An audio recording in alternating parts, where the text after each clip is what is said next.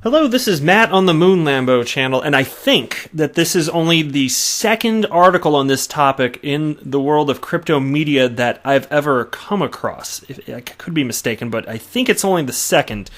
Ripple's Philippines corridor indicates spike in on-demand liquidity transactions. So, of course, with that, we're talking about the utilization of XRP specifically as a bridge currency. We're talking about real-world utility, which actually matters. The first article, and I remember this. I honestly can't remember if I only read this or if I actually reported on this article. It's titled "XRP On-Demand Liquidity Corridor to the Philippines Notes Onboarding of Traders."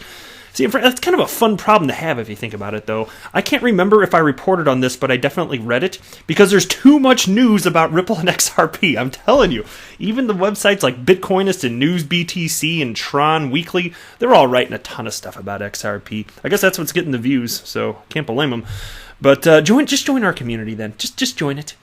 But I'm going to be talking about that. I got some tweets from the XRP community members here, but from Twitter. But before we go any further, if you would please delicately tap that like button, and if you are a fan of Ripple and XRP, go ahead, do yourself a favor, treat yourself, girl, by subscribing to the Moon Lambo channel.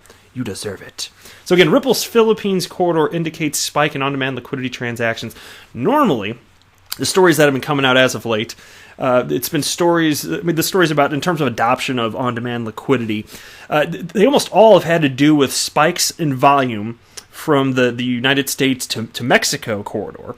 And that's been fun to report. It's been really cool stuff. And then we've had stories associated with that, like, MoneyGram, recently reported. It kind of is mind-boggling to me by how much the volume of Bitso went up. That's Ripple's XRapid enabled exchange, now known as on-demand liquidity. It's just kind of mind-boggling, like how much their volume has increased, specifically with XRP.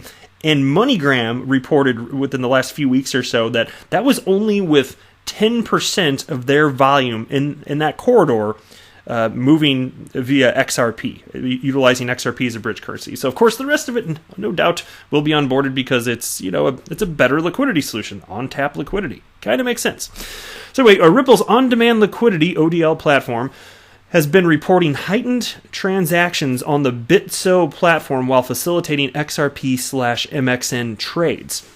However, according to new data curated by Murad Toumi, XRP and Labo a Crypto 3.0 on UtilityScan, an increased USD PHP, so that's United States dollar, of course, to Philippine peso, on-demand XRP volume was noted. Could it be a volume increase in this corridor as well? A Twitter user at TejoBedictXRP took to Twitter to inform the community about this latest development in the Philippines corridor. And the Twitter user said, quote, "Big increase on UtilityScan in United States dollars to Philippine peso on-demand XRP volume." And if you're not driving, if you'd like to, you can take a look at your screen here. If not, it's okay. You're still going to get a good Moon Lambo experience here. But yeah, there's a little screen grab of what we're talking about here. So the Twitter user also attached a screenshot to highlight the data for the USD volume per corridor over the past 24 hours. According to data provided by UtilityScan, USD to PHP, which again, United States dollars, Philippine peso, noted a USD volume of $267,000, while the USD to Mexican peso remained in, it's another broken sentence because it's crypto media, remained to lead with, they meant to write remained in the lead, but hey, again, crypto media, write it once, put it out into the world. Damn it, check your work. Okay. Anyway, so but that corridor, USD to Mexican peso, $1.3 million in 24 hours. And I'm rounding there, but it's about 1.3 million. And so the application also highlighted the latest XRP ledger transactions as on-demand liquidity. And so, of course, look, all of the remittance companies that are transacting in this corridor, if they want to remain competitive, ultimately, in any corridor that's utilizing on-demand liquidity, all of them are going to be by the competitive nature of, I'm kind of saying that backwards. Due to the nature of competitiveness, there we go. That's the one. If you're conducting business in corridors, you're going to essentially be forced to taking advantage of this because it's resulting in just a dramatic cost and expenses thanks to an appropriate blend of RippleNet messaging, formerly known as Xcurrent, and on-demand liquidity, because you're just completely removing unnecessary layers of human middleman management, along with intermediaries that just frankly no longer need to exist, of course, here. Anyway, according to the data provided by the application, multiple on-demand liquidity transactions to coin_ph were reported. However, the same wasn't reflected on coins.ph, and that's the on-demand liquidity-enabled exchange in the Philippines. With Twitter user @Tenatoshi asking the exchange, quote, US dollar reported that bridge remittances, on-demand liquidity, to the Philippine peso are increasing. Philippines exchange @CoinsPH, did your liquidity index XRP/PHP pair finally increase? So looking for clarity there, technically. And then there's one little sentence here also I'll read, but then I'm not going to read the rest of the article here and run through it. This is the gist of it. While some other liquidity index noted a spike in the liquidity for PHP/XRP corridor, and then there's a little chart on the screen there if you want to take a look at it. So it would be good to have a confirmation from coins.ph one way or another, but sometimes these little cryptocurrency exchanges play coy as it pertains to their specifics in terms of the utilization of Ripple technology. So who knows? But I'll just say this again: all good things in time. It's all utility matters, and it will indeed win the day. So just let it keep baking in the oven there. All right, now here's a tweet from Crypto Dread, who tagged me along with fellow XRP YouTubers, the Bearable Bull, the digital asset investor, and Mr. B XRP. And he wrote this. Here's a question I think everyone is thinking but not actually voicing. Should I sell my current share portfolio and go all in on crypto? I'm currently roughly 60% growth stocks and 40% crypto. And of that, he writes that 75% of his crypto is XRP.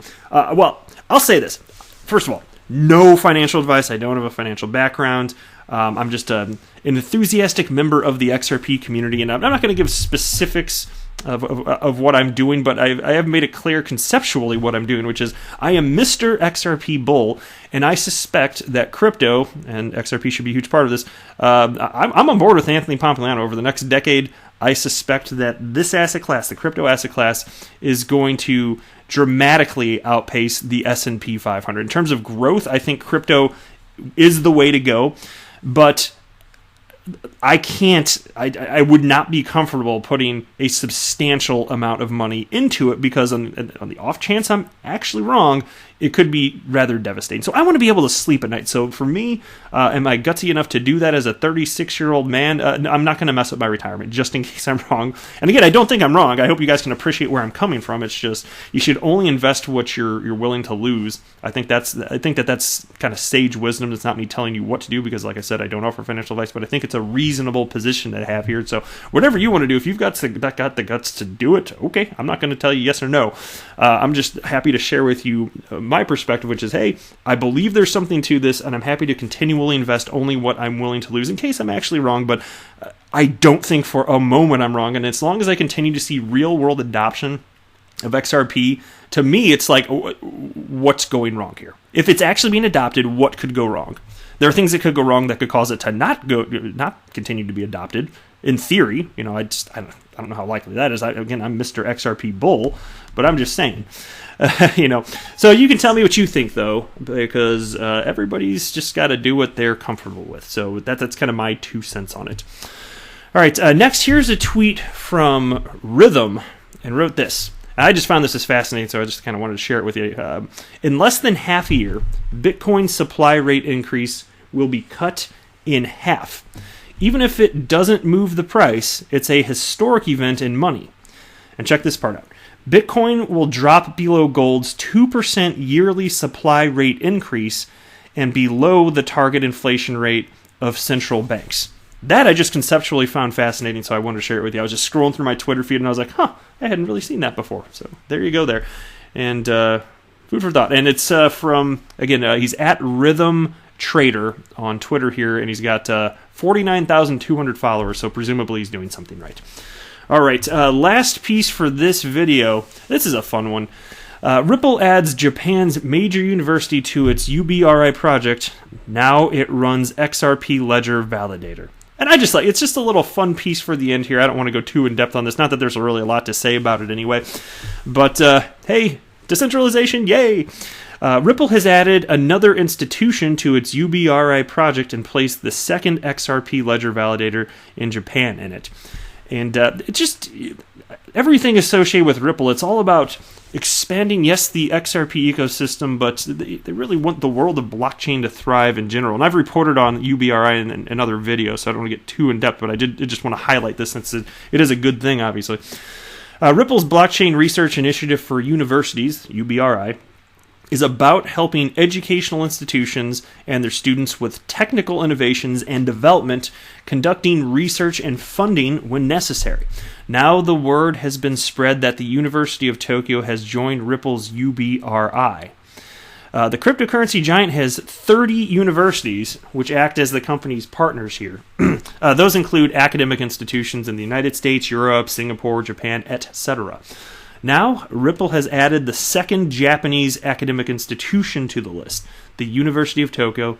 What is more, this place now runs the second XRP Ledger Validator in Japan. And as more time passes and adoption continues, there will be essentially an infinite number of validators out there. Right? Well, relative to what there is today, But again, already the XP Ledger is clearly sufficiently decentralized. But anyway, that's it for this video. Thank you so much for stopping by. I am not a financial advisor. Do not buy or sell anything because of anything that I say or write. That would be a very, very, very bad idea. Until next time, to the moon, Lambo!